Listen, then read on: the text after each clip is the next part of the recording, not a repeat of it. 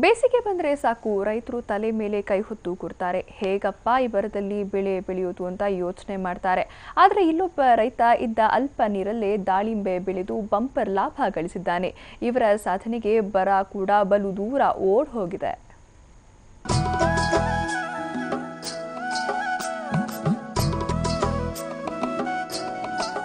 ಹಚ್ಚ ಹಸಿರಿನಿಂದ ಕಂಗೊಳಿಸ್ತಿರೋ ದಾಳಿಂಬೆ ತೋಟ, ಬಿರು ಬಿಸಿಲಿನಲ್ಲೂ ನಳನಳಿಸ್ತಿರೋ ಕಲರ್ಫುಲ್ ದಾಳಿಂಬೆ, ಕಣ್ಣಾಯಿಸಿದಷ್ಟು ಸಮೃದ್ಧ ಫಸಲು.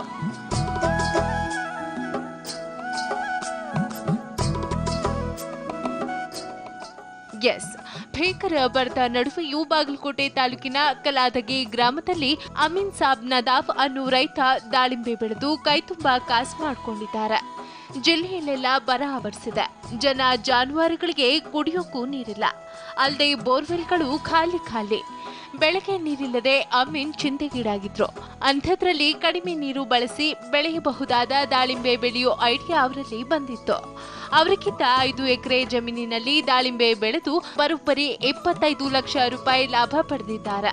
ದಾಳಿಂಬೆ ಬೆಳೆಯೋಕೆ ಅಮೀನ್ 1 ಎಕರೆಗೆ 1 ಲಕ್ಷ ರೂಪಾಯಿ ಖರ್ಚು ಮಾಡಿದ್ರಂತೆ.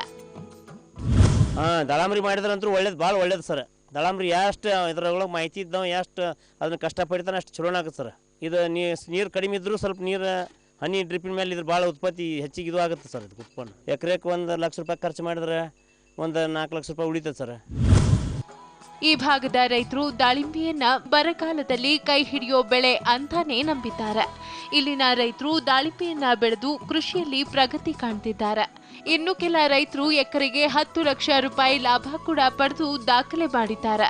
ಅಮೀನ್ ಸಾಬ್ ನದಾಫ್ ತಾವು ಬೆಳೆದ ದಾಳಿಂಬೆಯನ್ನ ತಾವೇ ಪ್ಯಾಕ್ ಮಾಡಿ ರಾಜ್ಯ ಅಷ್ಟೇ ಅಲ್ಲದೆ ನೆರೆಯ ರಾಜ್ಯಗಳಾದ ಆಂಧ್ರ, ಮಹಾರಾಷ್ಟ್ರ, ತಮಿಳುನಾಡು, ಕೇರಳಕ್ಕೂ ಮಾರಾಟ ಮಾಡ್ತಾರೆ. ಇಲ್ಲಿಯ ದಾಳಿಂಬೆ ಯುರೋಪ್, ಅರಬ್ ಕಂಟ್ರಿಗಳಿಗೂ ಮಾರಾಟವಾಗ್ತಿರೋದು ಮತ್ತೊಂದು ವಿಶೇಷ. ದೊಡ್ಡದ್ರಿ ಬರಗಾಲದೊಳಗೆ ಸದ್ಯಕ್ಕೆ ನೋಡ್ರಿ ನಮಗೆ ಉಳ್ಕಿದ ಕ್ರಾಪಿಗೆ ನೀರಿಲ್ಲ.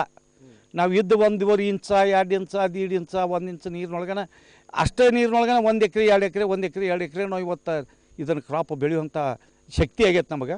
ಅದೇ ನಮಗೆ ಇವತ್ತು ಒಂದು ಜೀವ ಆಗೈತಿ. ಇವತ್ತು ಭೀಕರ ಬರ ಅಂತ ತಲೆ ಮೇಲೆ ಕೈ ಹೊತ್ತು ಕೂರೋ ಬದಲು ಇದ್ದ ಅಲ್ಪ ನೀರಿನಲ್ಲಿ ದಾಳಿಂಬೆ ಬೆಳೆದು ಲಾಭ ಮಾಡಬಹುದು.